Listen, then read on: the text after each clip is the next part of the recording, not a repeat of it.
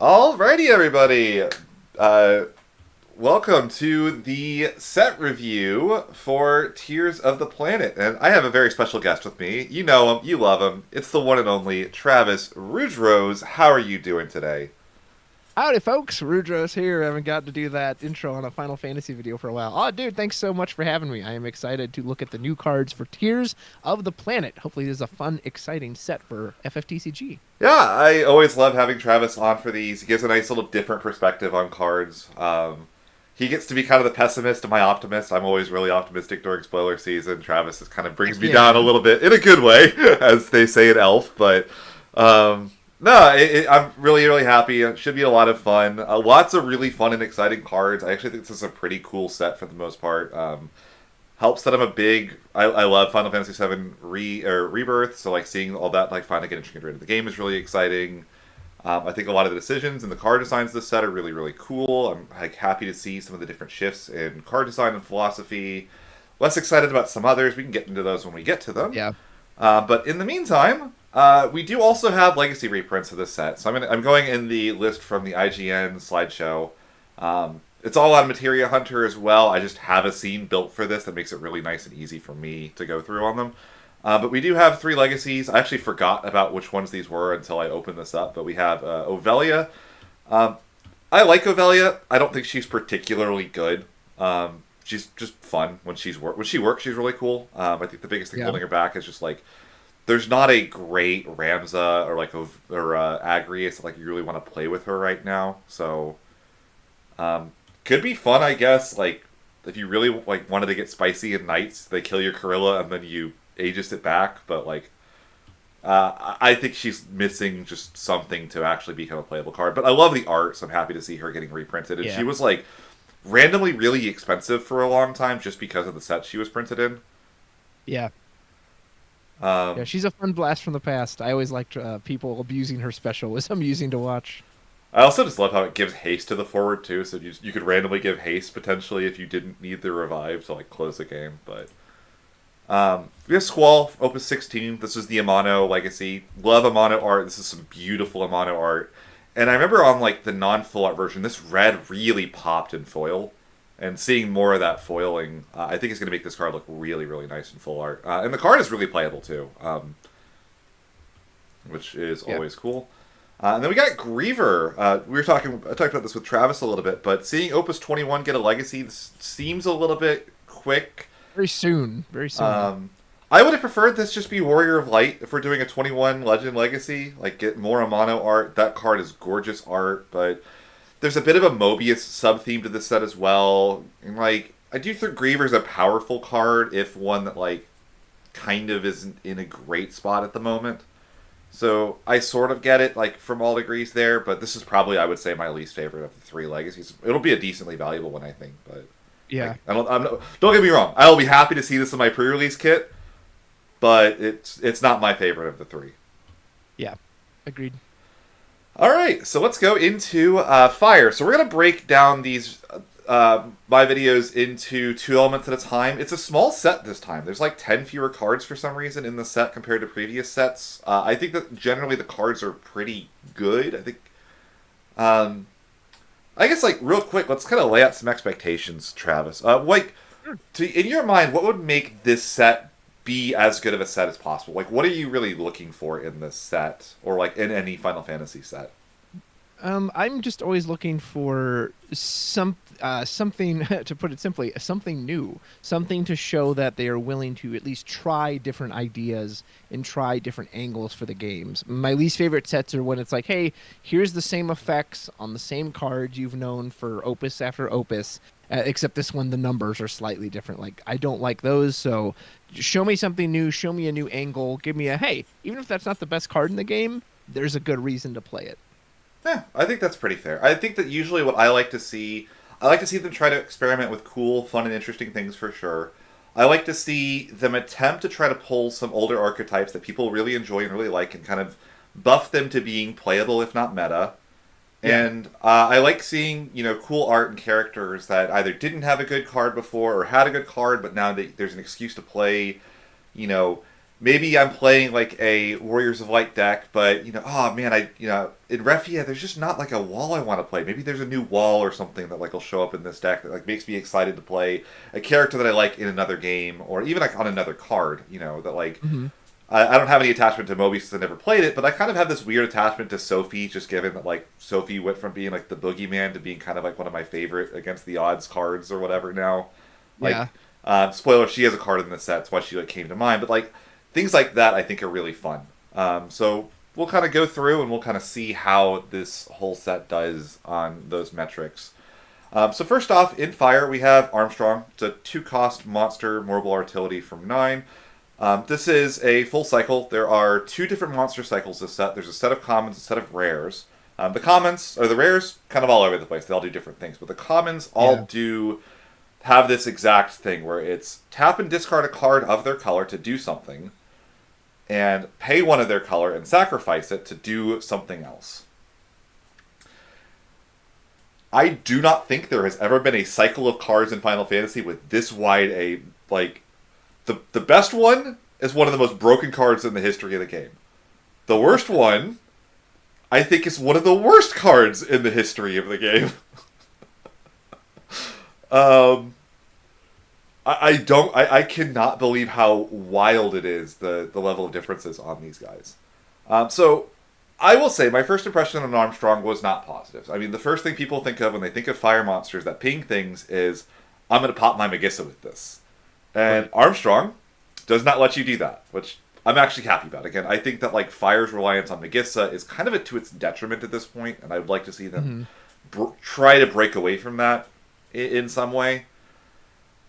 But yeah, my first impression was like, well, like 5K's not that much. It seems a little bit expensive. But then I thought about it a little bit more, and there is a positive way to spin this card and maybe reevaluate it in your head. I will be clear. I don't think this card sees a lot of play. Just period. But it does turn any fire card in hand kind of into a Brynhildr. Yeah.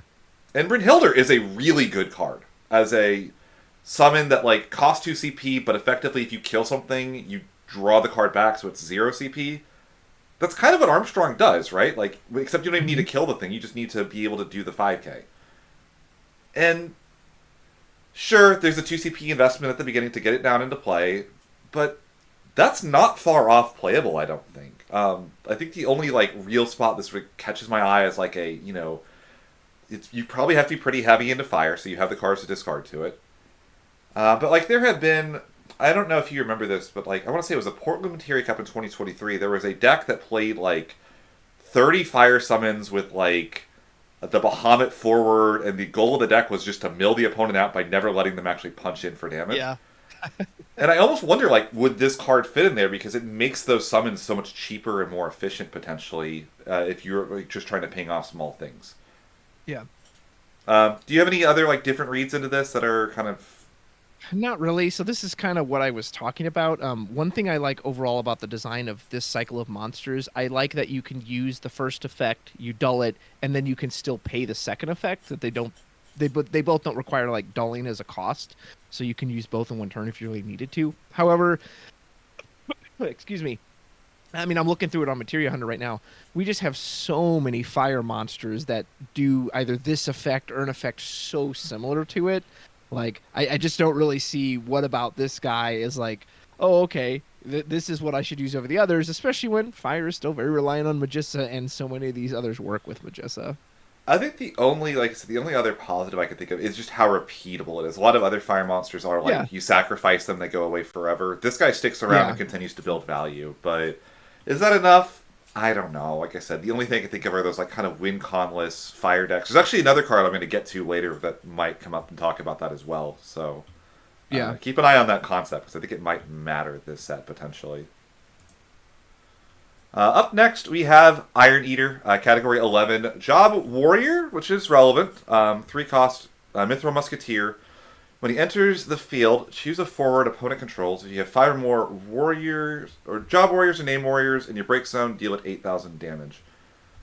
There's a really clear analog in this. I'm sure Travis is already thinking of it, but it's the my friend calls him, or our friend Alex called him the Buddy Samurai, the one that like Yeah. I think it was what explorers, where it's like he's like doing like this pose, and if you have enough samurais, he Yeah. does like the ping, and then like if you have other samurais, he gets 2,000 in brave on field or something like that. Hmm. Very similar. That guy was like pretty good for his time. With like how he synergized with like Tenzin and the fact that you're just gonna get a bunch of samurais in rotation. Yeah.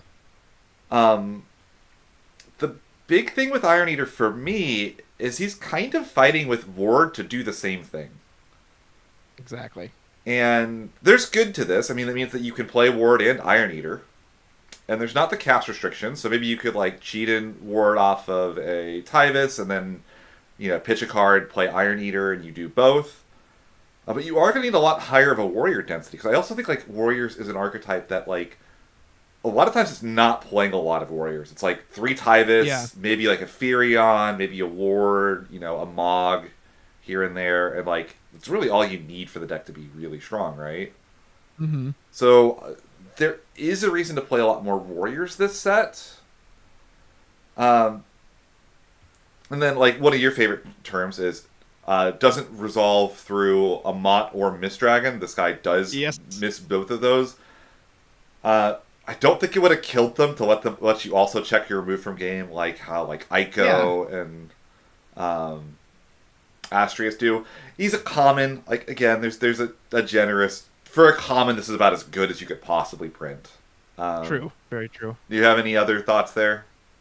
No, you covered it. I'm glad you mentioned the Amaterasu Miss Dragon point. And yeah, if Ward didn't exist, if this game ever had rotation, maybe he'd be fun. But I just don't really see much reason to pick him over Ward in a warrior list.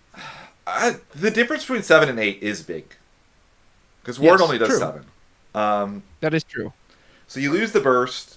It's a lot more conditional, but like that extra 1,000 is going to exist and is going to matter. I could see him being a one of in less dedicated warrior builds. In like really dedicated warrior builds, maybe you do run him at 3 and just pitch him or to play your other cards.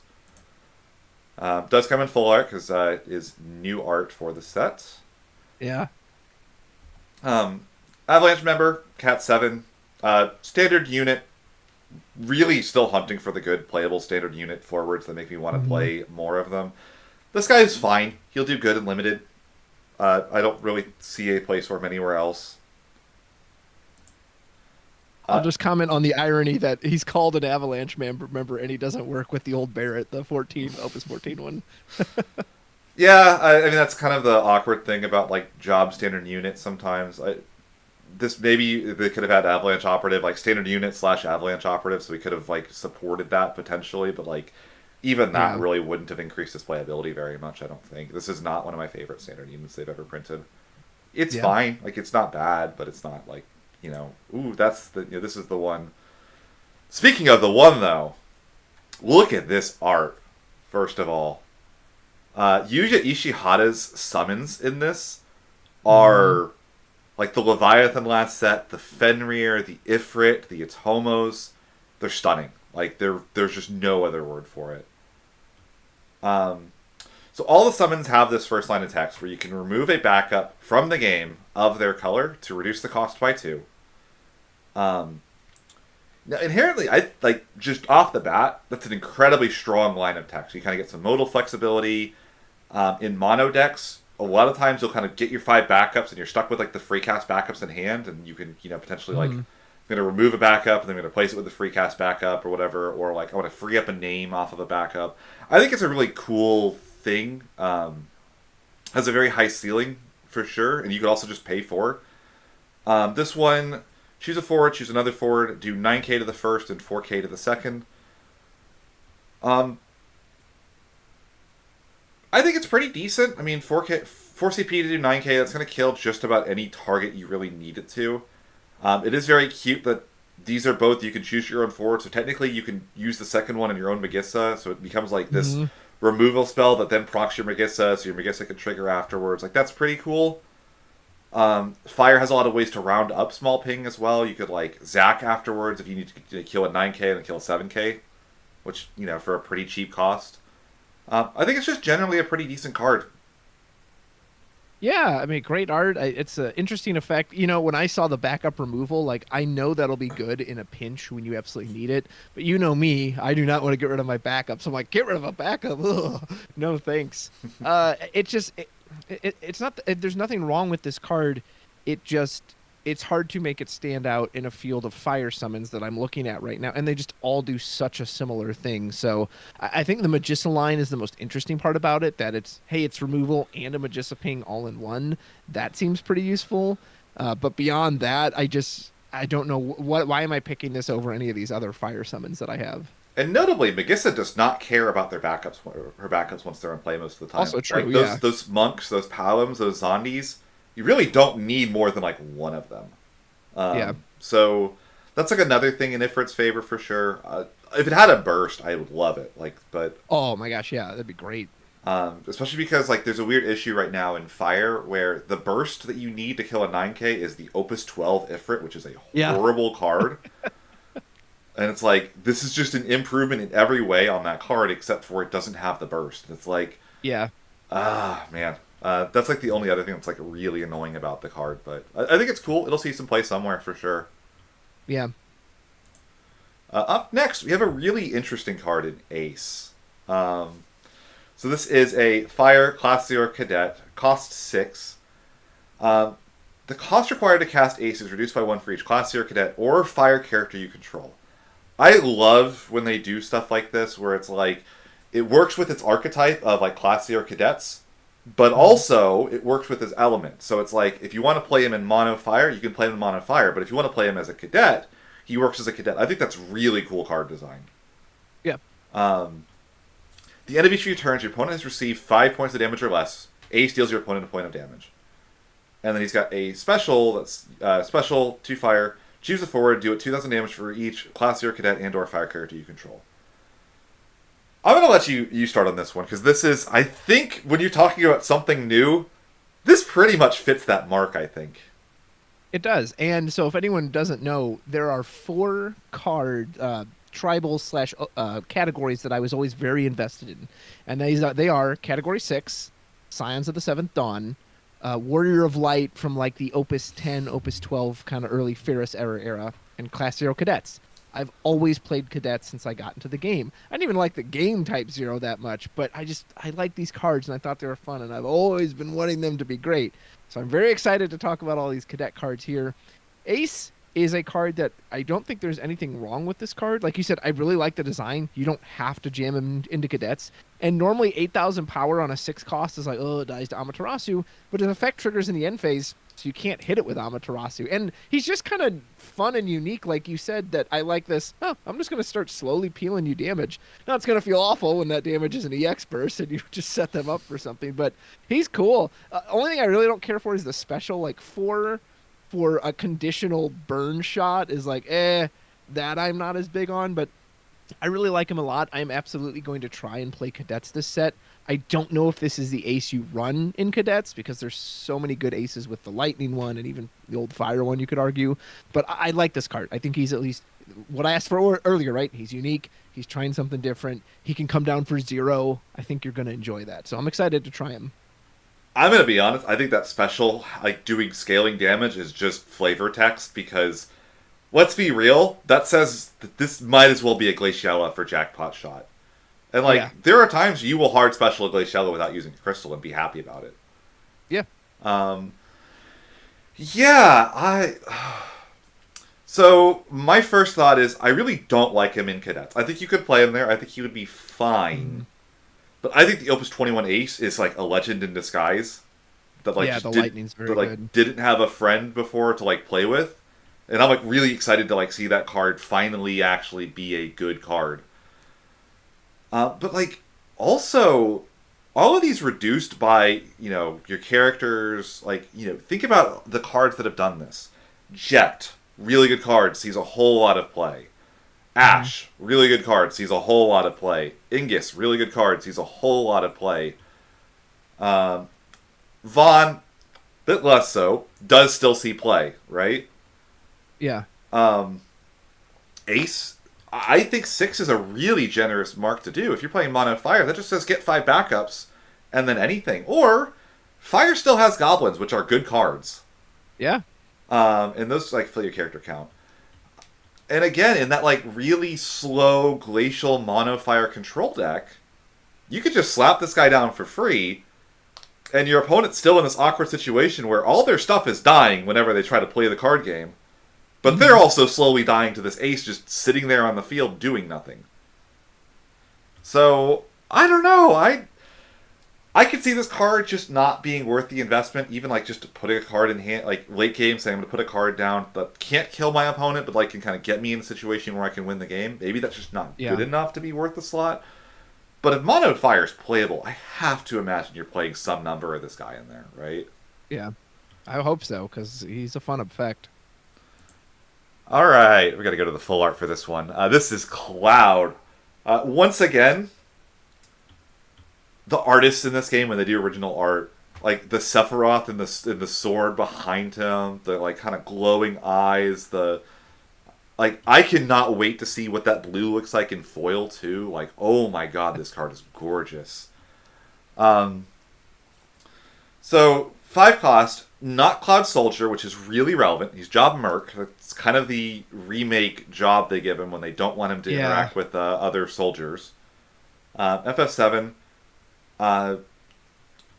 Enters the field, choose 2 of the following 4. Choose a forward, do it 8k. Choose a monster, break it. Choose 2 cards your opponent's break zone, remove them from the game, draw a card. Play a Cat 7 character of 4 or less from your hand onto the field. So my initial impression reading this card is, oh, Fire got Dorgan. Like, he reads very similar. Like, the first 3 effects are just Dorgan's abilities. It's like, break zone, hate, and draw, pop a monster, pop a forward of some variety, right? However, and like, Dorgan has seen a lot of play. Generally, he tends to be kind of the, like, I'm playing a little bit of wind and don't really want to commit to like a full wind storm package. I just want like a good stuff wind card that I don't feel bad casting if I draw it. Mm-hmm. And like I think Cloud could very easily just be that in Fire.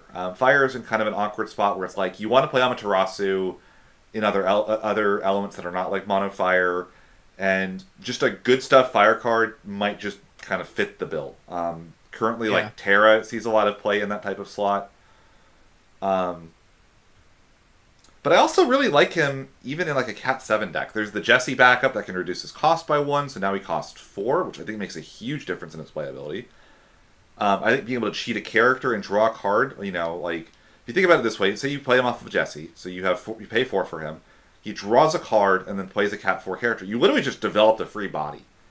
And a bit of incidental monster hate, just pop that it's homos that your realm opponent played so they can't do all their BS with it. I just like the card. I think it's really good. Well, and I don't think Fire has really had a way, I was just looking through Materia Hunter, to just kind of outright break a monster. Like, I think the few other ways it had were always restricted to, like, 3 or less. I think this is the first Fire card that just unrestricted, hey, break a monster. If this doesn't see play, then I think that's kind of a sad state of the game, that a card with this much text won't die to an Amaterasu. Like, if it doesn't see play, I just don't know where the game is at, because surely a card with this much going for it has got to be good. Yeah, I think, like, what did Fire have? There's a Balthier, I want to say. There's a Zell, the Afrida, the Amaranth, but all those are, like, restricted to what they can break. I think, like, Afrida was also, like, the only remotely playable one of them. And, like, that one you really have to squint to want to play. Like, I don't think there's any such thing with Cloud. Up next, we have Glenn. So we've got our Ever Crisis first soldiers in the game now for the first time. Glenn is an 8-cost soldier with Brave. He's an 8k. When he enters the field, search for 2 job soldiers, add them to your hand, then play 2 job soldier forwards of cost 2 or less from your hand onto the field. So immediately, this is just massive Takatsugu vibes. Like, this is just Takatsugu for soldiers, basically. There's a couple of 2-cost soldiers. I think the most relevant ones are the ones from his own game, and PodCloud is also, like, in there. I think, like, there's also, I think there's a Roche. You could play Roche, I guess. I don't know why you would want to cheat in Roche when you could. But, like, you could theoretically, like, play that, or play Roche with this. There's one backup. Yeah, there's a backup Cloud from Opus 10. Yeah, but you can't play, you can only play forwards with them, which is annoying. Then, Like, I kind of wish you could just play backups. I don't think that would have broken the card or anything. Yeah, I don't think so either. I mean, he can search for backups. Like, say you open a Cloud, or you open your Lucia or your Matt, and you want to like search an Angeal or Sephiroth. You can search that and then play the others, which is cool. It's not like search and then put them immediately into play. So I do like that at least. Um, I really don't like this card just because this is another one of those idiots that says like Amaterasu me when I enter play on turn one, or the game is in a much harder spot for you, Yeah. and you can't always or mulligan for Amaterasu. Like, the game just doesn't work that way. Yeah. Um, I think there's other implications with the other soldiers, but like I think he's fine. He's definitely good. Where he's going to end up, I think, is going to depend on how playable the rest of the soldier package becomes and what you can enable with those. Yeah, absolutely. If there were better targets for him, I'd be a little higher on him. There's just very little for him right now. If I'm gonna jam out a big body like that and hope that I don't get Amaterasu'd, I feel like I'm still playing knocked Warriors of Darkness. Yeah, I mean, I'm going to say I am high on this card. I think this card is very good. It's just not super exciting like compared to some of the targets he deploys. It's just like, cool. This is the enabler that does the collected company thing and just shits out two forwards, Yeah. basically. Yeah. Security officer. So another cycle of standard unit backups that cost 3, and you can draw a card when they enter. All of them let you just draw a card if you need to. Already, that makes them really playable. Alternatively, each of them has an effect that you could just choose to do instead. This one is choose a forward, do it 5k. These cards are great. Human saw unironic play in Gigawall last set, despite never being able to do more than draw a card on play. This is a strict improvement on human and non-mono fire decks. Yeah. I will also say I'm a huge fan of these from a design perspective because I think they're really, really good and limited. The ability to just like play a backup, and the next turn, you want to get your second backup into play. So you pitch a card of that color, you play this, you draw a card. It really encourages playing backups in limited, which is like, because limited only goes to 6 damage. I find that like rushdown is a lot harder to like discourage. Like, just jamming 2 or 3 forwards early can be so strong in limited environments. I think these backups really encourage because they are so good in that format. So I really like these in general. I think Security Officer will see play in multiple decks. Even in like mono fire, you probably still would play this just because there are so few good fire backups you want to play. Yeah. Sice, Class 0 Cadet, Type 0. Cost 1 3k. If you control 5 or more Class 0 Cadets, she gains haste. When she enters the field or attacks, choose a forward, deal it 3,000 damage. So I think this card reads fine. I think the biggest problem with this one is actually name clash. I think in Opus 22, they printed a Sice that cost 1 and just outright breaks a forward. She's a 3 CP 7k. Just breaks anything that's smaller than the number of cadets you control. And I think if you had 5 cadets to where this thing had haste, you could break a 5 cost for 1 CP with the other one. Like, you're just doing better things there. Yeah. Now, granted, that one doesn't get haste, and haste is relevant. It's going to matter. It's going to come up. But cadets have another enabler for haste this set. Like, I don't think that that's going to be the make or break card for Sice. Anything I'm missing here? No, I just don't know why she only hits for 3. Like, I get it, so like she can enter, hit for 3, immediately attack, hit for 3, which is a total of 6, but there's not a whole lot that's gonna hit. You're mainly probably gonna use her as like the cheese. Hey, I just need one more attacker. She cheeses in for damage. But like I said, the Opus 22 one's really good. So I feel like I'd rather have the straight break. Again, I'll test it and maybe I'll realize no, I really want to have that extra source of haste. But yeah, she's just I don't know, it's kind of weird. Like you said, the name clash I think really hurts her. I mean, the only other thing I will say, and this applies to kind of all the cadets. The cadets are in 3 colors. They're wind, fire, lightning. I could see you doing a tricolor deck. I could see you playing them as mono lightning. I think could be very viable. Mm-hmm. Or I could see it as a pick 2 scenario where you pick 2 colors and you play those 2 colors. Yeah. If somehow fire wind is the way to play cadets, then you would play the Sice because you can't really play the lightning Sice there. But I think that of the like 2-part wedges of that, I think Fire Wind is the least likely of them to see play. 'Cause I think the lightning stuff is so much better than any of the others that I can't imagine not playing it. Yeah, that makes sense. Salamander 3, always treated as card name Gutsgo, kind of interesting. When it enters the field or attacks, you can pay 5 or 2 crystals. If you do, choose 2 forwards, deal them 9k. I'm going to let you go on this one to start, because I have a lot of... I think this is a very interesting card. So I absolutely adore the art, as I adore most of Yoshitaka Amano's art. So when I first read it, it just isn't this worse Scion from what was he, the Opus 21 Legend? Because they both cost 3 on entry, then they both want you to pay 5 to do this big hit. Now, granted, this one is much cheaper if you have the crystals.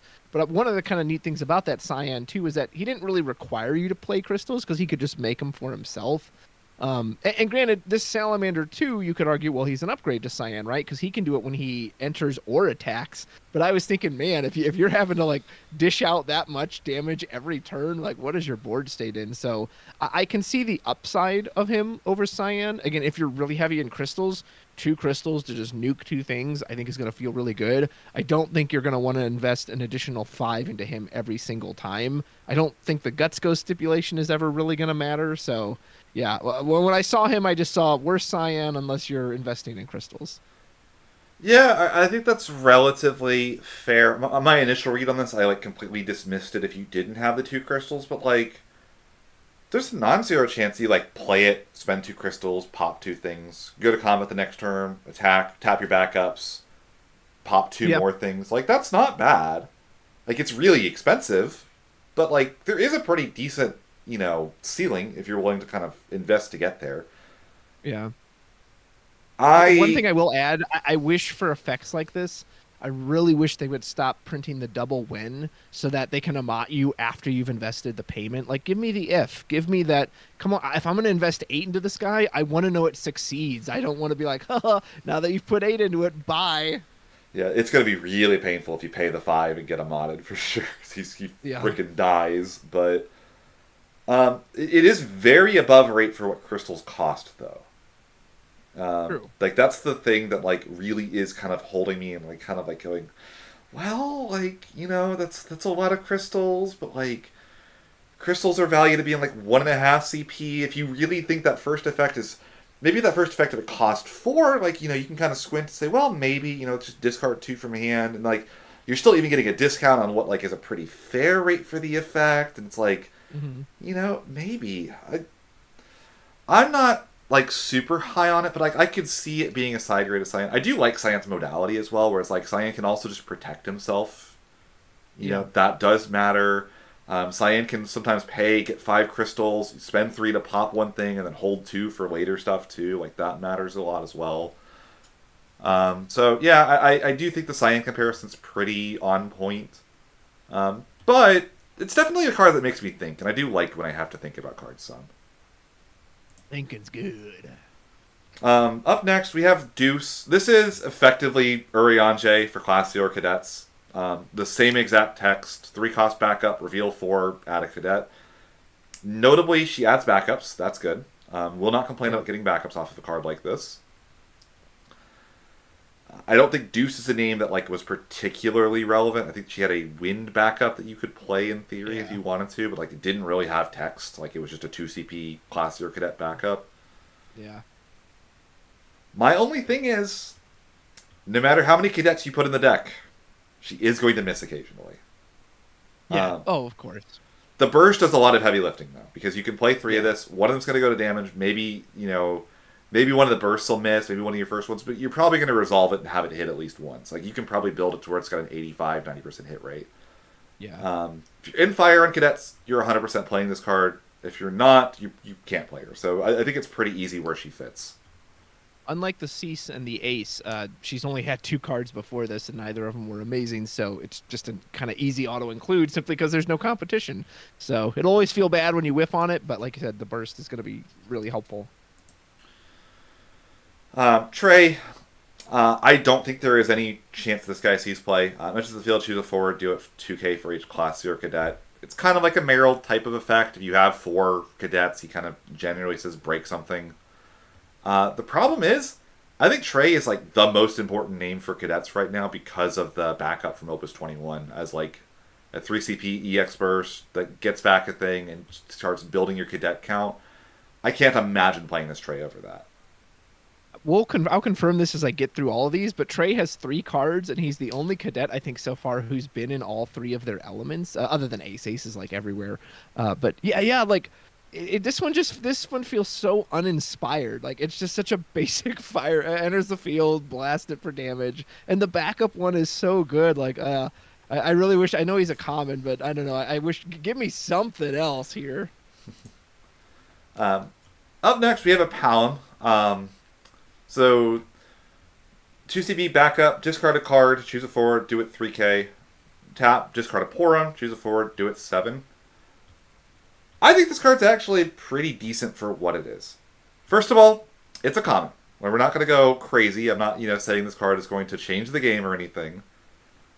But one of the best water fire backup engines in the game is Leonora Palom. And there are a lot of times you would play that Palom, and it would do 4,000 damage, and that 3,000 damage would literally do nothing. Yeah. In those situations, having the ability later on to, even really expensively, turn a card in hand into a 3,000 damage summon is going to exist, and is going to matter, and is going to make this card better than the old Palom for that purpose. And this is why I like Daniel's optimism, because I was about to just run all over this card. But you make a good point that the fact that it is a backup Lenora can search out gives it some legs. And while I never want to pay 3 CP to do 3,000 damage, are you insane? You are right. You'll have that 1 in 50 games where it's like, oh, this is actually just what I need right now, and it'll end up paying off. Yeah, their guy is a 10k, you play a thing that does 7, and you're like, cool, I'm going to make my thing that, a 6,000 or 6 cost forward that instead kills the thing. It's not sexy, it's not beautiful, it's not your favorite thing you're ever going to play. It does exist, it does matter, it does make this the best version of this card, I think, for that purpose. Yeah. And, Volker. This is our other fire legend next to Cloud. 7 cost, warrior, 8,000 power, a little bit scary already. When he enters the field, you search for 2 warriors, add them to your hand. During this turn, the cost required to cast your next warrior is reduced by 3. When a job warrior or a card name warrior is put from the field into the break zone, choose a forward opponent controls, deal it 4,000 damage. I'm going to let you start on this one, because I have some thoughts on this, but I think letting you go on it probably first is going to be a little bit helpful. Sure. I adore this art. They're just sitting there eating what I'm assuming is a piece of bread. And yeah, some of my favorite art in the set. I can't imagine this is ever going to be played off of 5 backups. Most likely people are going to Unga Bunga this out turn 1. The fact that he makes Tyvis an even cost is very scary. That Tyvis now, you go search him out, you play him for pitching a single card, Tyvis goes to search something else out, you can immediately jam that out. Like, that doesn't sound fun to play against. That being said, I could also see if this card runs into a lot of that, like, I pitched my whole hand and they Amatted it, and then now I do nothing. Whereas the Tyvis, at least, he would always survive the Amat trigger. So if that becomes overly relevant, I could see people shifting away from it, being like, I just don't want to. But it's FFTCG. I know how these players play. People want to just jam out the card and Unga Bunga and then blast you with 3 warriors. So, like, I'm not looking forward to that aspect of it. I'll be surprised if he's ever used fairly, because I think that's the only way he's going to be used. And that's going to be unpleasant to be on the opposite side of. Yeah, obviously, I mean, the immediate comparison is you say, if Tyvis is Corilla, this is Ramso, right? Yeah. Good comparison. I like that. And I don't like that idea. However, this is me going a little bit conspiracy theory, but I'm gonna walk you through a story from a different card game. All right. So in Yu-Gi-Oh, there's an archetype called Magispectors, and Magispectors are their pendulum archetype, and one of their unique gimmicks was they were immune to your opponent could not target them with anything. Okay. And they were fine. They were good for when they came out. A couple years go along, and they print legacy support for them, and they printed a card that on paper reads, if you resolve this card, the game is over, you win. It does everything the archetype could have ever dreamed of. And debatably, printing that card made the archetype worse. Interesting. And the reason why is that card was targetable. There was now... So, even if your opponent wanted to, they could not try to target the other guys while you were getting to this guy. The only thing you could target was the guy that you needed to not target because if you resolve like you needed him to resolve at any cost. Gotcha. I see Volker as kind of the Magispector Nue for warriors. One of the things that makes Tyvis so good is it sucks to Amat Tyvis. If you Amaterasu Tyvis, you feel really bad because they could just have what they wanted at hand anyway. He doesn't die. He still sticks around. You're down a pretty similar number of cards to your opponent, and you still need to deal with the Tyvis on the field because next turn he's still going to keep getting value if they keep top decking warriors, right? Mm-hmm. If you do that to this guy, they lose the game. He could not have a bigger glowing sign around him that says Amat me if he tried. And I wonder if that opens up a vulnerability that warriors did not need. Yeah, it might. And he's going to see play. I do think that like against like Wind, you're going to just love just jamming this guy out before they have the chance to get the 4 backups and do the thing. But like the second text really doesn't matter on the card. Like it's kind of like the Corilla, like protects your other knight's text. Like it exists, it matters, but like it also kind of doesn't. Yeah. And I do think that like in the same way that like knights, if you miss Dragon or Ramza trying to revive a Corilla, the game is over. I do think that if you Amat this guy, the game just ends. And I don't really like that card design. And I do wonder if that just makes Warriors a worse deck than they would be otherwise. It very well might. That's a very good point. So I expect him to see play. I expect him to be good. I would not be surprised if he disappoints, and that's the reason why. Yeah. Hell House, 3 CP, 7k monster, 0 cost action ability, becomes a forward, only uses once per turn. Damage 3 when he attacks, do 3k to all the forwards. Damage 6 when he attacks, deal 5k. Notably, that's 2 separate instances, so on damage 6 he does 3k, then he does the 5k. That's cool. Yeah. That said, they could print you win the game on damage 6, and it probably wouldn't matter very much. Yeah. Like I always think like the classic example of this is like the Golbez Opus was it 13 legend, where it's like on damage 6 search 4 cards and then play 4 Archfiends from hand for free. It's like this is such funny text because it says win the game, but you're never gonna resolve it. I kind of read that similarly here. It's a fire monster that you can animate for 0, but usually you want these to cost 2 so they come in off of Realm. I think it's fine, like as an evasive beater for fire, but it's not really moving the mark for me. Yeah, same. It's fun. I like damage 6 effects, but yeah, you're probably never getting to that. Rubicante. Okay, so finally, after 10,000 years, we have new Archfiends. Why, on the very set where frickin' Golbez 19 rotates out of L6, we're getting a full set of new Archfiends? So that Golbez went through L6 with, like, no Archfiends the entire time. Because I think he was printed the set after the Opus 13 ones rotated in L6. Which, again, I don't care. I think L6 is not a super popular format, but it's still funny to laugh about this. So he had the starter one, Opus 17. That one, I think, has rotated now. So, like, he had a while where he had no targets. And now he's about to rotate, and he's just now getting friends to play with. Notably, these are meant to pair with a new Golbez, and I think that a lot of them make more sense in the context of that Golbez. But even with that, this Rubicante is not my favorite Rubicante at all. If a Golbez attacks, choose a forward, do it 8k. Love that it's a burst. Don't love that it requires your Golbez to attack. This does a lot of really negative things. Number one, it exposes your Golbez to removal, which is really, really bad in the deck this is trying to do. Like, when you're attacking with the Golbez, bad things can happen, right? You probably would like to leave your Golbez active and just kind of hanging off and kind of attack with your Archfiends instead.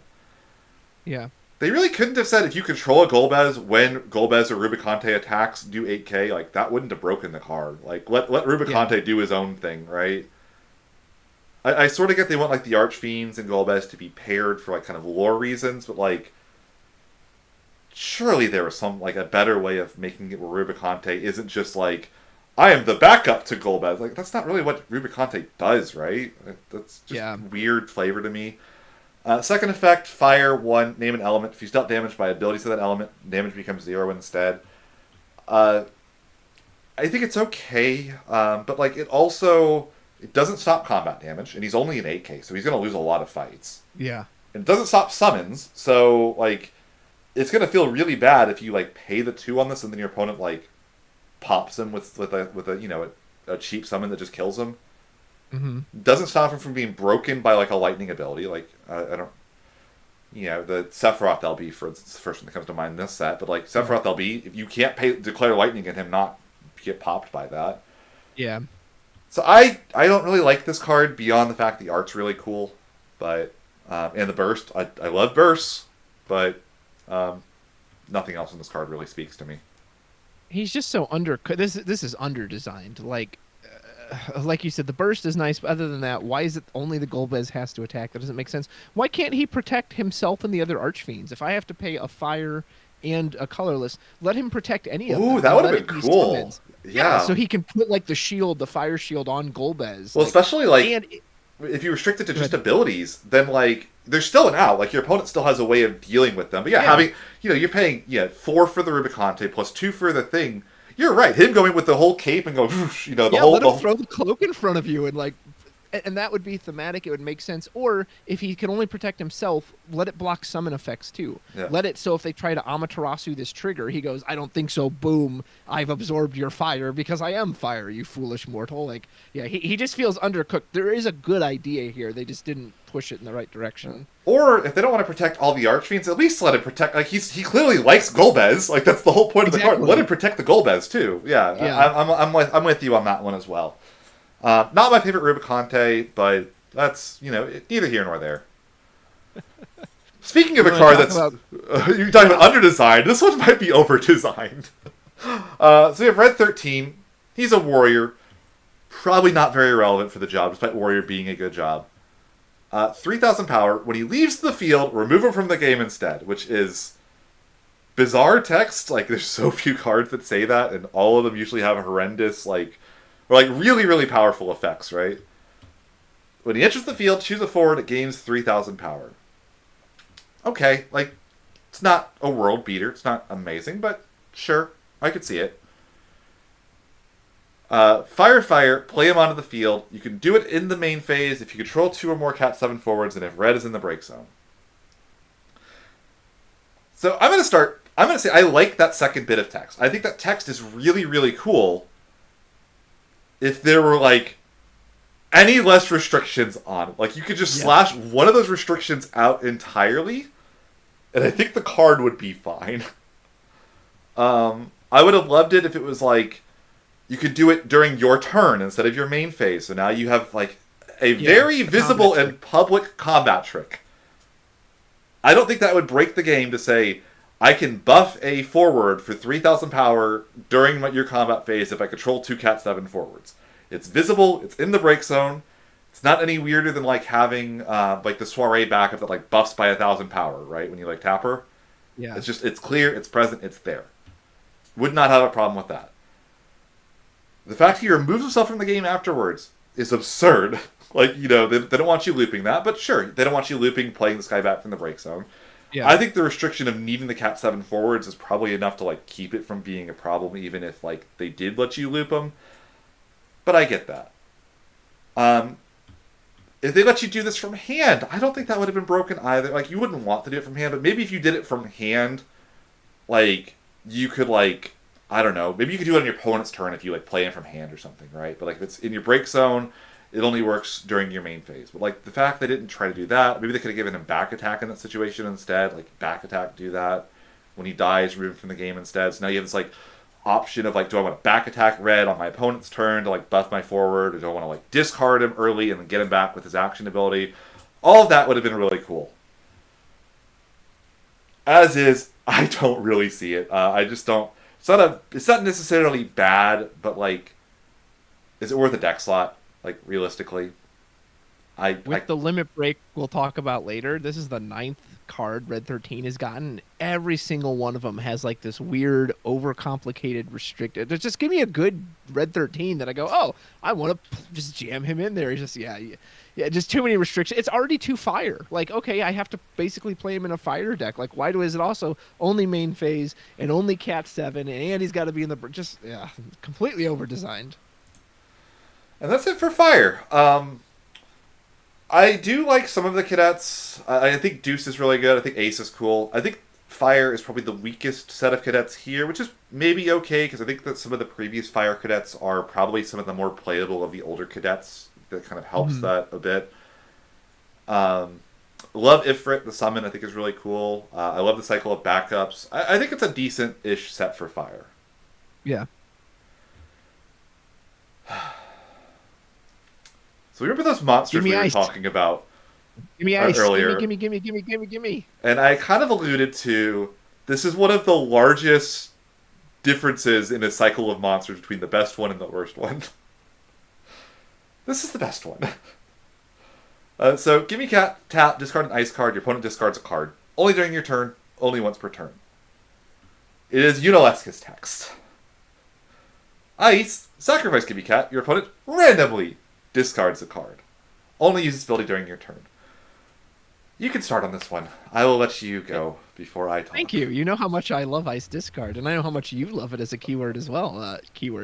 So, when I first saw it, I kind of just read it as, oh, well, it's just like Unalesca on a monster. But as someone who's played a lot of Ice, tapping the backup for Unalesca, so she essentially costs you 3, right? You have to tap the backup, that's 1 CP, then the card 3, you're losing 3, your opponent's losing 2. So you were actually always coming out behind Unalesca. You would just use other when discarded effects to help abuse that.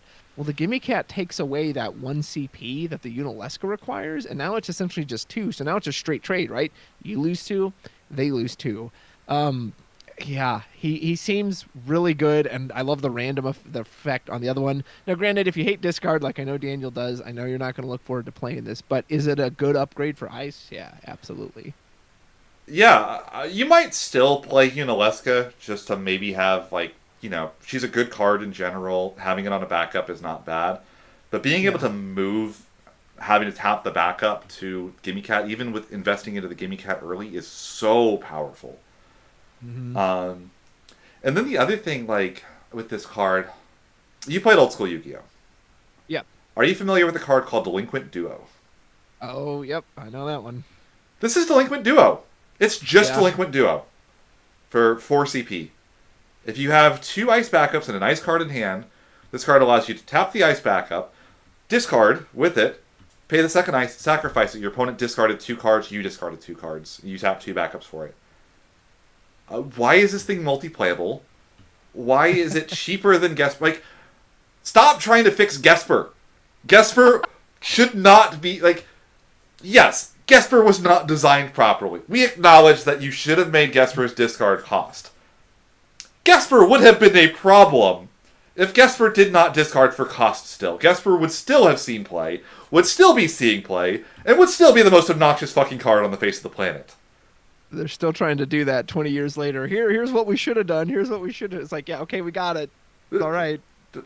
But what they should have done is not print a fixed version of Gesper. It would be, don't print Gesper in the first place. I don't want to play against this shit. I don't blame you. I will say thank goodness that it's a discard, specifically an ice card, because if a Realm could pull this out and you could just discard anything... Oh, I think we're still going to be seeing Realm pulling this card out of the deck. Let's not kid ourselves. Oh, you will. I'm just saying, at least it needs an ice card to do its effect. Trying to give you some hope. Yeah. No, we will be seeing Realm pulling this. It's a 1-cost monster. Do you know how hard it is to kill a 1-cost monster profitably? Do you know how, like... it's multiplayable. You can play 3 of this. When you draw the second one, you can say, "Oh, maybe next turn I'll discard 2, make my opponent not, hate their life even more." Or, you know what? I'm just gonna sack the old one, play the new one.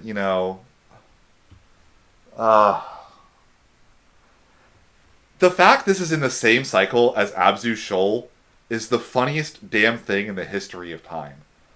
Yeah. We're moving on. Necron. This is just limited fodder. I will say, I think the one cool thing about this is like one of the only cards that interacts directly with cards removed from the game. Yeah. That's not been a design space that I've ever like worked with. Granted, it does that so that like the removal instead of being temporary becomes permanent if you like wait a turn. Um, I think that's cool. Does not make the card more playable, but it's like the only card that does something with a card that's removed from game and does something else with it. Yeah, my only issue with that is it oddly like by putting it back into the break zone with in a world with so much recursion, it's like, well, now you're actually kind of just giving them a chance to get it again. So yeah, it kind of is in that just weird spot. Well, it's better because then if they kill the Necron, they don't get the card back for free. Yeah. Like that's the idea. It's like if you played it first, it like puts it away, and if they kill the Necron, they get the card back. But if you can get to your turn, your next turn, and pay the one and tap the Necron, the card goes away forever. It becomes Yeah. put a card of cost 5 or less into the break zone, but like without even proccing a death trigger on the card. Yeah. No chance this card sees play outside of limited. Will be good in limited, so that's good design from that space. Just an interesting kind of new thing the game has never done before. Gipple. Category 10 forwards, gain 2,000 power, can't be chosen by abilities. When he enters the field, choose a forward, dull it, and freeze it. I think we can probably just move on. I don't think there's really anything to talk about here other than that the art's cool. Why is he in ice? Why? I mean, that's fine. I don't mind moving him into ice, but like a 5 CP dull freeze, like that couldn't have said character, or like when Gipple enters the field or attacks, maybe like would have been fine. Like, there's a lot of things like buffing your Cat 10 forwards is cool. I don't really want that on a forward. Like that's not, Yeah. and he doesn't protect himself. So I mean, I guess like maybe my opponents are not going to care to get rid of this guy. So maybe that's what like is important there. But I don't know. Not my favorite card this set. Probably won't see much play, but happy to see new art. Yeah. Chimera Brain. This is kind of a fun one. So Cat 10, Job Chimera, until the end of the turn, becomes a forward with 9,000 power. And when it attacks, choose a forward, freeze it. Can only do this if your opponent has a dull forward only once per turn. I think this guy's just kind of neat. The thing that is kind of funny about this is Ice historically has undercurve bodies. Yeah. And then randomly now, they'll just print ice cards that are like way above curve. Like not even close to curve. Like, it's not a 3CP 8K, it's a 3CP 9K. And this guy does kind of like say, that Une that's frozen, that's dull, she will never untap while I have this Chimera Brain on my turn, right? Yeah. That's kind of neat. I don't think it's broken, but, I wouldn't be shocked to see this scene play. Yeah, I think he'll just be a matter of space because the 9K body's pretty relevant. Most of the other ice stuff tends to be kind of small, but I'm just not sure how you fit him in. I'll have to see it. We played off Florcacus as well in Ice Earth. That's kind of neat too. True. Yeah. Like Ice actually likes 3-cost monsters more than most elements do. That's kind of the one nice thing there. Yeah. Edward, this is a pretty interesting card. So Job King, already a huge deal. Ice did not have a King backup. So Claris did not have a target in Ice. Cat 4, when he enters the field, choose 2 characters. Your opponent has 1 card or less in hand, dull and freeze them. If your opponent has 3 cards or more in hand, your opponent discards a card. So there's a cool thing about this card, and there's a bit of an awkward thing about this card. The cool thing, hypothetically, your opponent has 3 cards in hand. You play Edward. You stack it to where they discard first, so they go to 2 in hand. And then once they discard the card, you then activate Gimme Cat in between the 2 resolving, and you make the dull freeze 2 things. That's really strong. Like, that's really good. Mm-hmm. The downside, let's say your opponent has a summon they can cast during your turn for value. And they have 3 cards in hand, or 4 cards in hand, and you play Edward, and they cast the summon that they were going to do anyway, probably, and now all of a sudden they're on 3 cards in hand, or exactly 2 cards in hand, and they don't do anything. Both of the effects fizzle. Yeah. That kind of scares me, honestly. And I don't know what the situation is that like makes that really happen in a way that is a problem for you. But it is a thing that is going to exist and is going to happen, and you're going to play the 3CP vanilla backup when it does. Yeah. Maybe it's a situation where your opponent has like the 1-cost Chocobo summon in hand, and rather than discard, they just cast the Chocobo summon and then get a card back from it or whatever. and like instead of discarding, they discard two, a card plus Chocobo and curate into the best, one of the top three cards of their deck or something like that instead. So that scares me. I think the card is good enough, and like especially if your opponent's on like one card or less, it's very hard to get up on cards in your opponent's turn. Like I don't see that happening very often. But I am worried about that happening more than I think people realize it's going to happen. Yeah, I think anytime you add a little bit of inconsistency to a card, it's going to feel weird. Ghoul knows how much I love the Opus 5 Edward, which is just unconditional discard when you play him, and he had an amazing special, one of my favorite specials in the game. And then the 2-cost Edward that removed cards was really important in a lot of Ice decks, because in general, Ice didn't have a lot of ways to hit the break zone.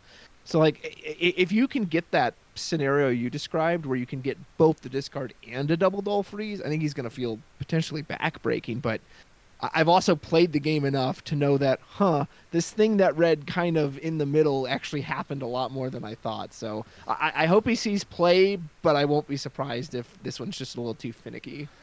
I think he'll see play just because a king and ice, like the only previous one was Eduardo, which is a 4-cost backup with like effectively no text. Well, there was an Opus 11 Edward that was a king, but he wasn't very good, so. Was there? Yeah, it was the one that during the attack phase, if like they lost a forward, they had to discard. Oh yeah. But again, it's like another like 4-cost backup. Like it's like a 4-cost backup into a 3-cost backup with an engine like Claris is so good. Yeah. I just like, and again, the ceiling on this card makes him arguably the best Edward too. Like that's like if your opponent has 5 cards in hand, this is just the old Edward with the right job. If your opponent has no cards in hand, this is better than that Edward, right? Like. Give and take for sure. And notably, both of the other Edwards do see play. There was a list that topped in Europe that was playing the old, your favorite Edward, with even Harley. You would go Emina for Harley, nice. like 1 copy of Harley, and now that Edward just cost 1 to get into play. It was really cool, actually. That's awesome. Yeah. Up next, we have Kurasame. Warp 2 enters the field, reveal the top 4, add a forward. 6 cost 9k. I'm not going to harp on this too much because I think it's clearly meant for kind of limited or low power stuff, maybe for like warp decks and stuff. I do like for limited tacking on warp to cards like this. I think that like that makes this card a lot more playable in limited, where you're more likely to like need this card to do something, because otherwise like in the warp deck it maybe could be okay. I like. You're not going to shave wind, and I feel like for this warp, you might as well play like a Charlotta instead. And I still think the weird thing about warp is that it's like the hardest deck in the game to play, and it's like tier 4, because so many of the cards feel like they're just draft commons. Yeah. The one other small niche on this card, and I don't think it's going to work because I think the Opus 24 Kurasame is just better even in this scenario. But if you're playing the 22 Legend Kurasame, and you want to play like 6 Kurasames so that special is live more often. This is a Kurasame with a really nice burst. Yeah, that's true. I don't think that happens often, but it is like it's relevant. It could matter. It could come up potentially. Maybe there's an Oops All Kurasame. The old Opus 6 burst. Yeah, maybe there's just an Oops All Kurasame deck that comes out eventually, and you just play like 9 Kurasames in it or something. But yeah. Zaid, you were talking about cards that are new and do different things. I think this is going to be right up your alley. So Zaid is a Dark Knight with back attack, 5 cost 8k. When he's dealt damage by a character opponent controls, your opponent selects a dull character they control and they put it into the break zone. And then remove 3 ice cards in the break zone from the game. He gains 3,000 power until the end of the turn. I'll let you start on this one because I think that you want to see something new. I think this is unquestionably something new. So the old Z, there's a shout out to my old buddy Brad. That was one of his favorite cards, the Opus 5 one, where anytime it took damage, it would make people discard. And he had ways to like ping it and essentially like fight effects like Hekatonkyre to force it to deal damage and force it. He just loved that card. It was one of his favorite cards. This one, I was kind of excited when I first saw it, but the more I read it, the more my opinion started to drop. Like 5 cost 8k is not a good rate. Dies down Amaterasu. It seems too small for 5 cost. If it was summons as well, I would like it a bit better. But you and I were kind of talking about the stack too. So like, okay, so if they attack with something and he blocks it, but then like let's say the whatever attack died in combat and then or the Z dies too, then his effect would go on the stack, so they still have to have another dull one. Like, and the more we talked about it, the more it just felt like, well, if I like that it's kind of got the Stern Leonis effect where you can just junk cards from the break zone, but I don't know. I feel like Shiva's kind of taken up that she wants those cards now, so I don't know. Like he seems, yeah, I don't know. He seems clunky to me the more I read him. I'm actually surprised. I thought you'd be higher on him. I think Okay, so one caveat is that he does say character. So if you can force them to give up backups, then I think he's going to be really strong. But in my head, I was like, well, if he's just doing forwards, then I don't like him as much. So I'll clarify with that. interesting. So I actually have a different impression on that as well. Oh, go ahead. So I think that like timing this guy is going to be incredibly difficult. He has back attack, and he kind of wants to be like back attacked in and then block. And then like, okay, I block a 7k, the 7k dies, it's already marked for destruction, goes to the break zone before Zaid triggers, so now they sacrifice something else. I got like kind of a sick 2-for-1 off of Zaid. In that situation, maybe he is like good enough, right? But it is still a Famford effect, and there are times where your opponent will happily say, yeah, sure, you can have this backup, it's done its job, I'm going to play. You can have my King Tycoon, I've got another one in hand that I wanted to play anyway to go search a Ferris, right? Mm-hmm. Like, there are situations where they are happy to sacrifice a backup and not care that much. Another example that I could point at is something almost like, X-Death, and how, like, you can kind of just curate a way where X-Death doesn't really do as much, potentially, until they get to a really simplified board state.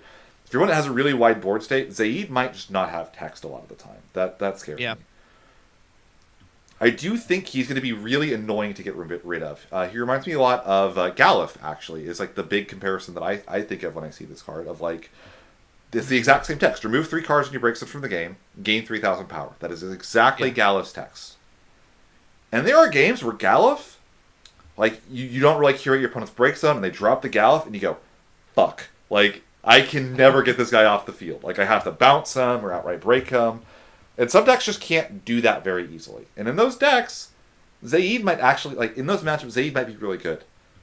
But then you play against Water, where they can Cullen him, they can bounce him, they can Refia spin him, they can do, reduce his power to 0 before the block happens. And you kind of go, So, I think he's interesting. I think there are going to be games where he pops off and, like, single-handedly wins you the game. And I think there are going to be games where you cast him for 5, and casting him single-handedly lost you the game. So I think he's interesting. Also in full art. So now we have another legend, and has some of my favorite keywords. Travis, why don't you go ahead and read this one for me?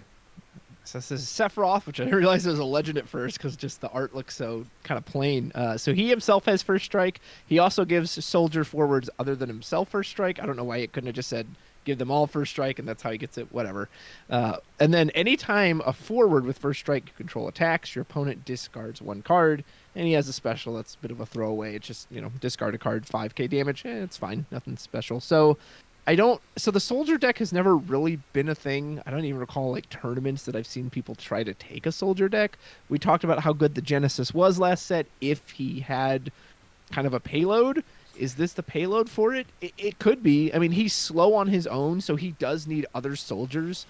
It works with the Glen. The Glen is a soldier, so Glen can technically search him out even if he can't free play him. So if you have an army of soldiers ready to attack, and you can drop the Sephiroth, and now they're probably going to win combat because they have first strike, but each one of them triggers a discard, that could be backbreaking.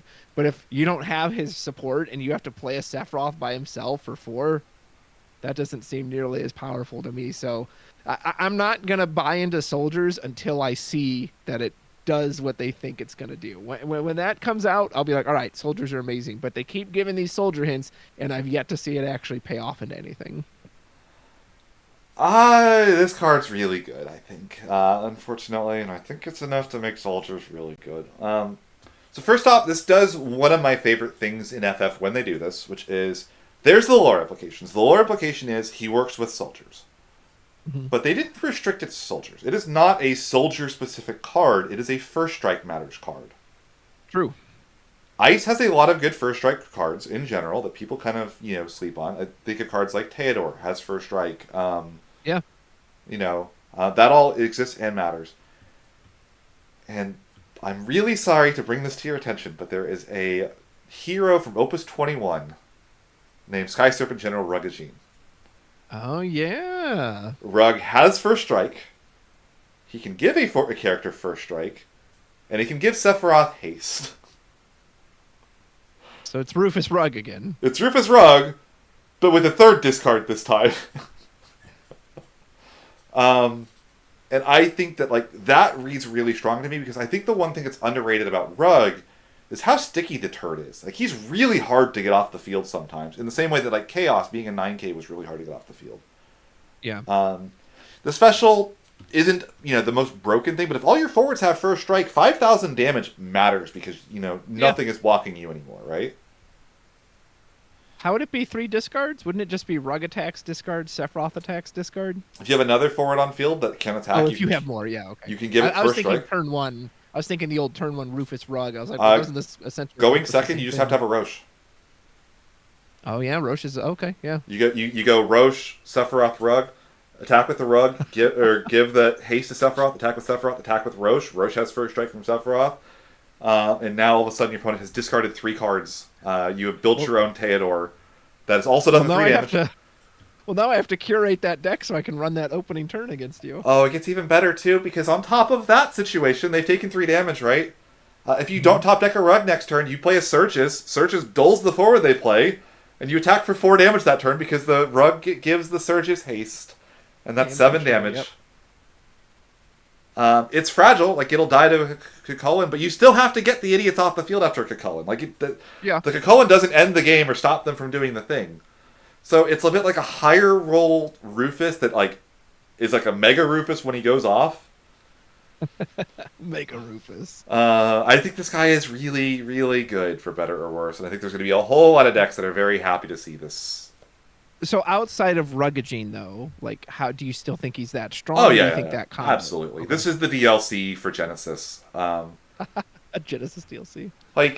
No, seriously though. If you think about it, Genesis wanted good soldiers to pair with them that cared about the fact they were soldiers.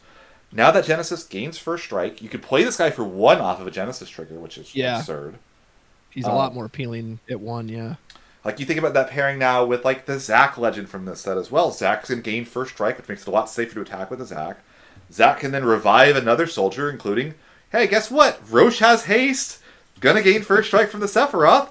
That's 2 discards right there. If you can get the Zac to attack, I think that same shell could play Rug, because guess what?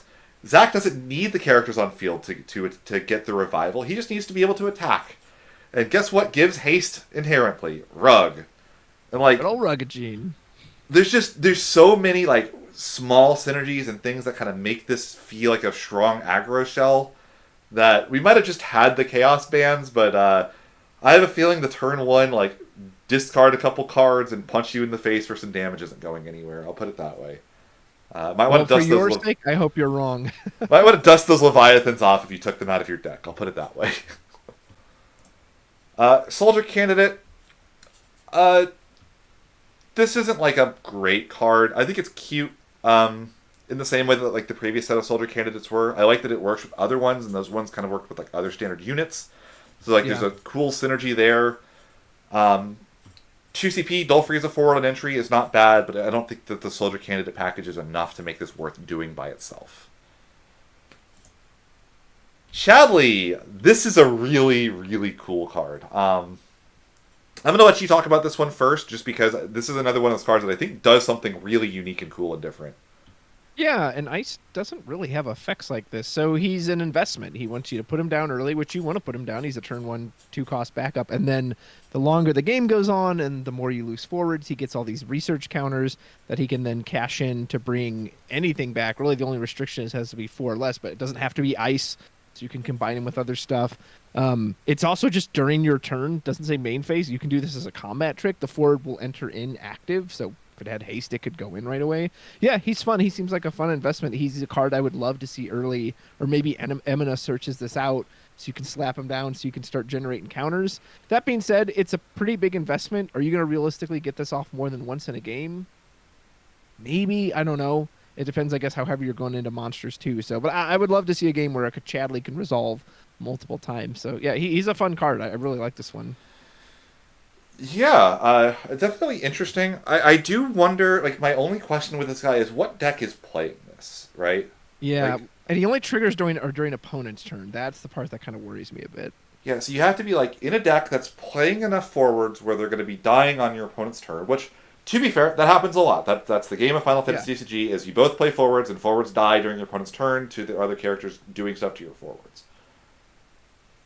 But, so now with Chadley, we need to have a reason to play forwards, but also we have to be comfortable playing a 2-speed backup. And then we have to have a forward that I feel like I mean, maybe it is enough, like, to just revive a Last Well or something from your break zone, but, like, I almost wonder, like, do you need, like, a Gilgamesh FFBE type payload, or, like, a yeah, Kurasame, where it's like, I'm going to freeze all of your stuff? Like, do you need something that high octane, or, like, no, you could just pull a Last Well, and, like, just dull freeze one thing, and, like, kind of develop a threat, and, like, that's good enough, right? yeah, I love that he's searchable with Emina in case, like, you do want to do that. Like, I do wonder if, like, even in, like, an ice aggro shell, you just play this as your one backup in the deck, and it's like, cool, if I draw him, I'll play him early, and if not, I'll pitch him to play my other stuff, and this gives me, like, a long game in a way that maybe I didn't have before. That could be really cool. And, like, the ceiling of revive Gilgamesh FFBE from Break Zone, given that, like, Gilgamesh FFBE wants to be milled anyway, like you want to be, like, yeah, kind of churning through your deck. That seems really good. Like, yeah, or, like, revive Odin or Barnabas and then prime Barnabas and then, like, go ham with Odin. Like, that's another possibility too. Like, it really is, like, one of those, like, the sky. Your imagination is your limit with this card. It really feels like, yeah, but again, what deck is playing this? What deck wants this effect? And is this effect worth the investment and the time? Because it isn't going to happen until, like, turn 4, turn 5 at the very earliest. yeah. So, and then there's also, like, I'm kind of curious. Just one more aside on this. It'd be really funny when you get 2 counters on it, because, like, the first 2 counters your opponent's gonna, like, not care about. Then you're Yeah. gonna get the 2 counters, and you can have a forward. They're gonna go, oh, I have to kill this forward, but I'm gonna turn on your Chadley, and it's gonna feel really bad for them, and that's gonna be really Yeah. fun. So I'm looking forward to that too. Um, Paladin. This is the same cycle as the other ones. Probably a little bit less good than the Fire one. Um, but again, like, G Leader saw even generic play in Gigawall as just like a 3 CP draw card backup, and this is a strict Hmm. improvement in decks that are not mono ice. And again, I love these backups for limited. Yeah. Nuge. Very interesting card. When he enters the field, you can search for a Gipple or a Barley, add it to your hand. Already, that's great. EX burst backup that searches a backup. In Barley, there's 2 different Barleys. You can either get a Wind backup for Ice Wind, or you can get a Lightning backup now. And the Lightning backup, I think, is really good. Gipple, that text isn't relevant. There's not a Gipple you're going to be searching with this guy. Yeah. And then tap, sack, put Nuge into the break zone, deal 5,000 to all the dull forwards your opponent controls. Honestly, for a 2 CP backup, effectively, if you have a Barley to search, that's, like, pretty good for, like, your engine backup to do something as well. Like, if this card just said search Barley, I'd be interested. Yeah. But that second line of text does have my attention, because that says, like, my knight's opponent, like, kind of swung in with their last well and swung in, and it's like, okay, Nuge, get him. Like, boom, all the, the last well and the Beatrix. Now, granted, the last well can probably protect himself by, like, dull freezing the Nuge, but, like, Yeah. you kind of get the idea, though. Like, if you're running on, like, a weenie aggro deck, like, having just a nope. It also works on your opponent's turn, too. Like, your opponent can attack, and as they're Yeah. attacking, you can, like, use it as a combat trick. We've already talked about how, like, lightning or ice has, like, a first strike matters kind of thing going on right now too, and how first strike interacts with that could be really cool. Hmm. So I really like this. The other thing that's small that with this card that does matter, all of the current Ice Lightning backup engines go from Lightning to Ice. Yeah, This is this one a goes the other way. an Ice to Lightning, and it's really nice to have a mix of those in your decks. You really want to Yeah. have both. I don't know that its targets are as good as President Shinra or Vincent or Restrictor, but that is like really valuable. He sacks himself. The Barrel can sack himself. Like you don't necessarily have to like go all in on this either. So, really cool card. Yeah. Medius the Corrupt. This is the summon for Ice this set. Same text. You can remove a Ice backup. Choose a Dull forward and one other forward. Break the former. Dull freeze the second. Honestly, just pretty decent. There's no timing restriction on this, so your opponent can attack. As they're attacking, you can kind of say, kill that. Also, this guy can't attack, which is cool. I love, like, I was watching kind of Steve's breakdown. Someone in his chat brought up, like, if you could realm this and your opponent has 3 forwards, you go, like, realm, cast Medius, break the Dull forward, Dull freeze that one, recast the Medius, break the one you just Dull freeze the other. Like, that's really cool. It just seems like a really good removal spell that Ice doesn't necessarily have a lot of competition for. A lot of Ice's summons just kind of say Dull freeze a thing. Yeah, I need a little chart that's like, okay, here's the however many sets in a row, put the tally mark where Ice doesn't get like just. I just want one unequivocally great summon that we can all read on first read and go like, that's amazing. I can't wait to play that. I mean, this is fine. Like, if you do this for 2, I like it a lot better. I do not. I don't think I want to pay 4 for that effect. Like, if it lines up, but I've also played enough Ice to know that I'm always holding these cards, waiting for this perfect situation, and then it doesn't come up as often as I think it will. Yeah, it could be. I mean, I do think that like they really are trying with Ice's summons. Like I played L3 at the Australian Summer Cup, and I played Mono Ice in that L3, and my deck had 12 summons in it, and like the summons were all really good. Like it had different utility and different things, and like it sounds weird to say, but like Ice summons might not be that far off, honestly. And I think this is a great addition to that package, honestly. Like it's just a good card. Borgen, Mobius 2, Dull forward, deal at 8k, opponent discards, tap, sack, pay an Ice, Dull forward, deal at 8k. Effectively, this is like the new Opus 21, except it does damage instead of outright breaking a forward. That card saw no play. I can't imagine this guy sees any play. No, I like the art. I like how pleased with himself he looks, but it doesn't seem very good. I didn't notice he's kind of wrinkly. Like he's got like some, he's got some like kind of funk going on above that eye. I don't know the lore of this guy. I haven't played FF2. Is he like Davy Jones? Is he like kind of under the like sea? He might be. It's been so long since I played 2. I'll be honest. I don't even remember him. Maynard. Okay, so this is a common that I think has a lot of hype behind it. So, at the end of your turn, choose a monster that put in your break sum from the field this turn. Play it onto the field. This is really interesting. So, I will say, she's really expensive. 5 CP for an 8k that does not immediately do something is scary. I think there are going to be times where you're going to have this card in your deck, and you're going to just not have the right combination, and you're going to like play her out, and she's going to just die. Or you're going to like sack the monster, and she's going to get Cullend, or she's going to get blown up, or spun to the deck, and it's going to feel really, really bad. Mm-hmm. But there are a lot of monsters that sacrifice themselves for really broken effects, Travis. I don't know if you've heard of a card called X-Array, that's just Pot of Greed. This allows you to kind of... heard of it. This lets you just Pot of Greed twice. Luminous Puma is kind of like double Kusith. This allows you to Luminous Puma and then get the Luminous Puma back. So all that is really cool. The issue with monsters and cards like this is a combination of needing the critical mass of the monsters for the card to work, timing this with the monsters so that it functions properly, and monster decks need a lot. Like, you need like the right number of monsters to like enablers, and like you still got you still want to play your realm probably. You still want to play your Gauss. You still are playing your Witch of the Fens. In these like kind of monster shells. Mm-hmm. That's there are cards like Quina that like read okay on paper and just don't show up in monster decks because you need to play the monsters in your monster deck still. And I wonder if Maynard's going to run into that same issue.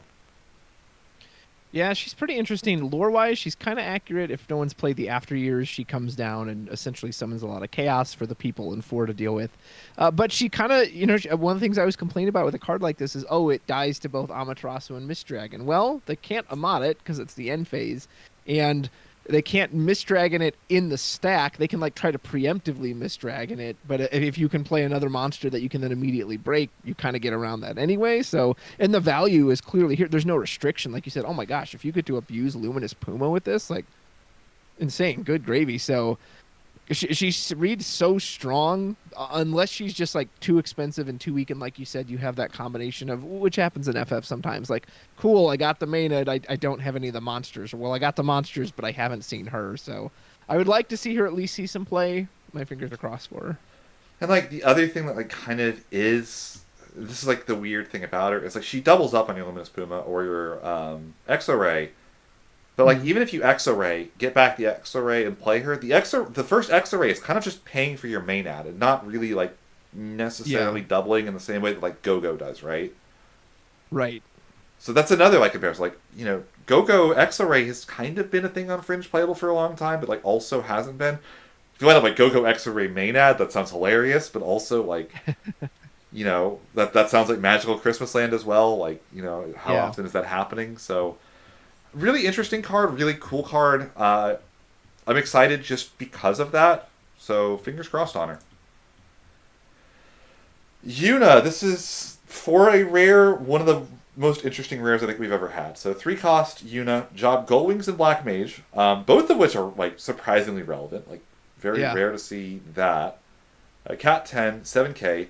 She enters the field, search for a Job Gullwings, add it to your hand. Pay 2, play a Gullwings for 3 from your hand, only use it once per turn. Special, Blazara, choose a forward, don't freeze it, your opponent discards a card. So, this is one of those cards where every line of text is really good, right?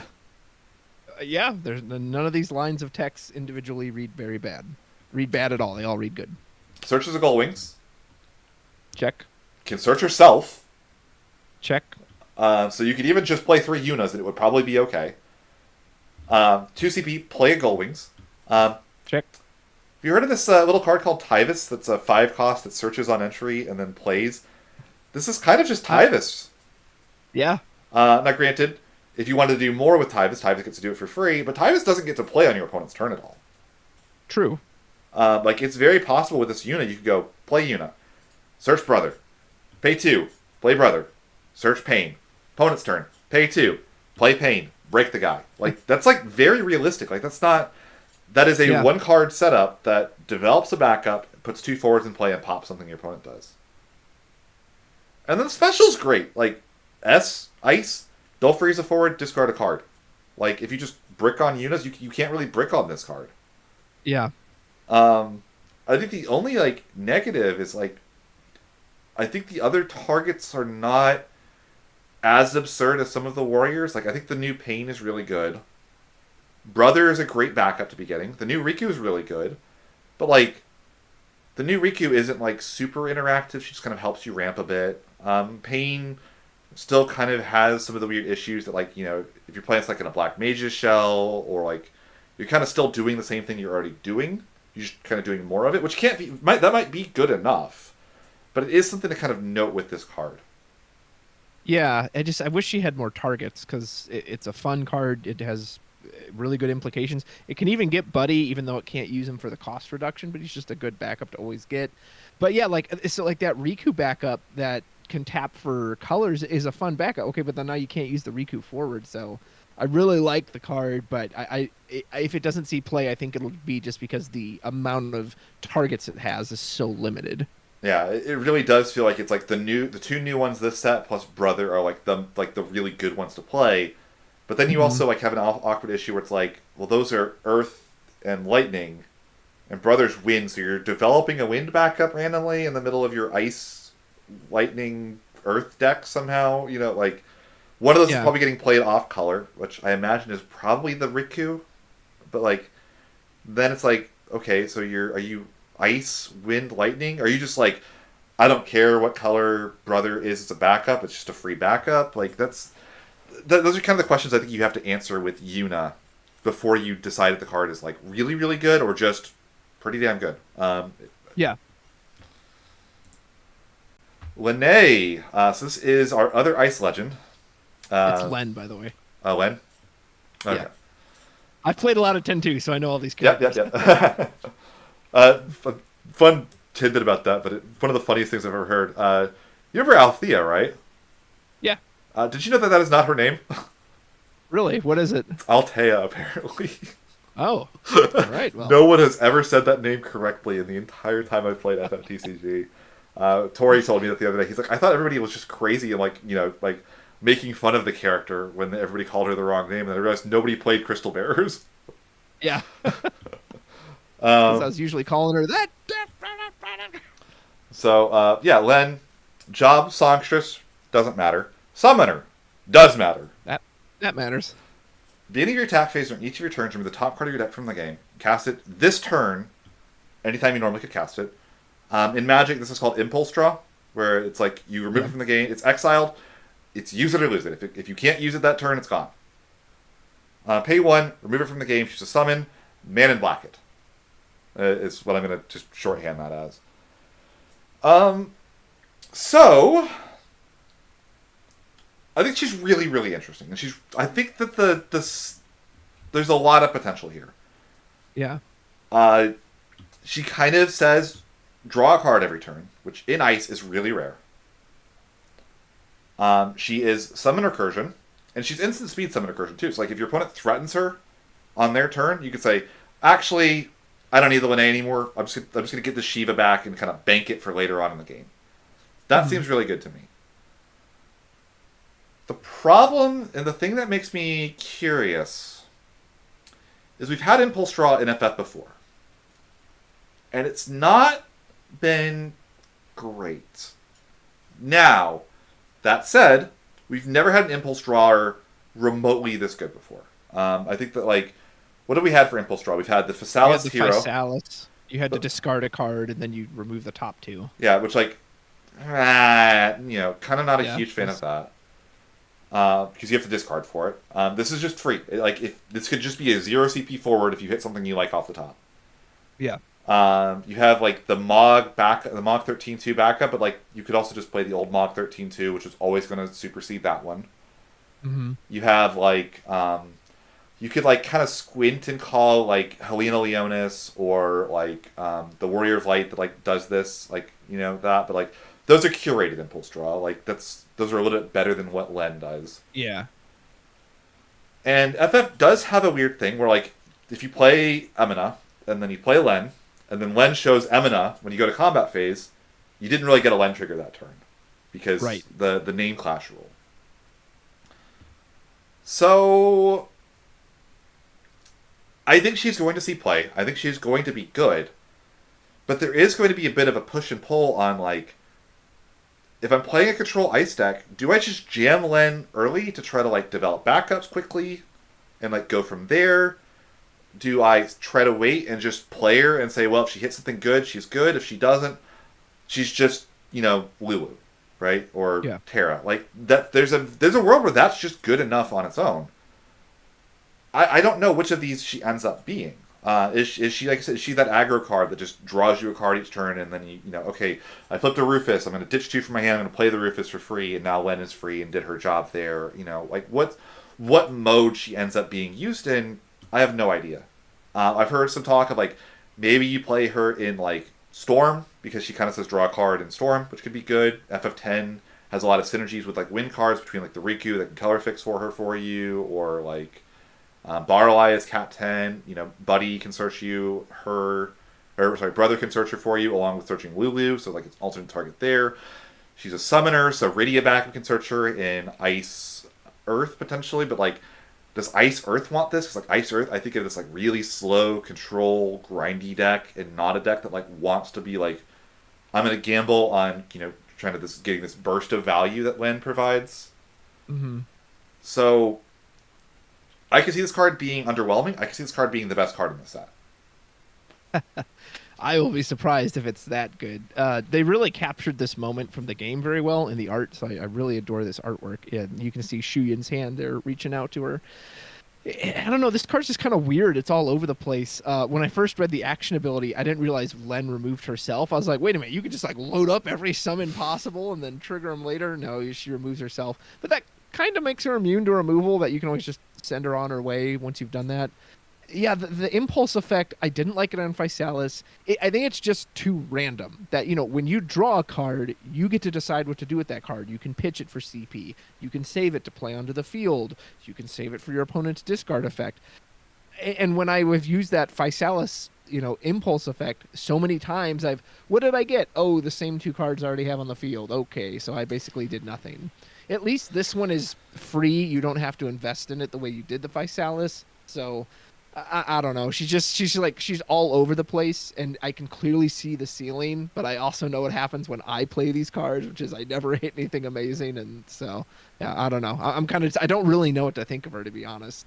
Yeah, there's a lot of power here, but there's also the potential for that power to go completely unrealized. I think it's kind of like a really Yeah, good way of thinking about it. Like, the art here is gorgeous, though. Like, it's so good, and the Shuyan that pairs with it as well. Like, yeah, man. I will say, like, she is kind of immune to removal in a way, because, like, if your opponent Brynhildr's this, they don't get the draw off the Brynhildr either. yeah, Like, you can fizzle a summon that targets her, an ability that targets her. Even in, like, an aggro shell, like, they play that one-cost Shiva, so you just, like, okay, remove the one-cost Shiva, and then you can cast it, so you can pay the additional cost as you're casting it and still get the Shiva back to hand afterwards. Like, that's totally a thing you can do. yeah. So, there's a lot of potential. We'll see. We'll see. That is it for Fire and Ice. We are going to cut here for this. Next up, we'll have Wind and Earth. Thanks for watching, and again, thanks to Travis for hanging out with me and chatting about cool new cardboard. Absolutely. Hope you enjoyed it, folks.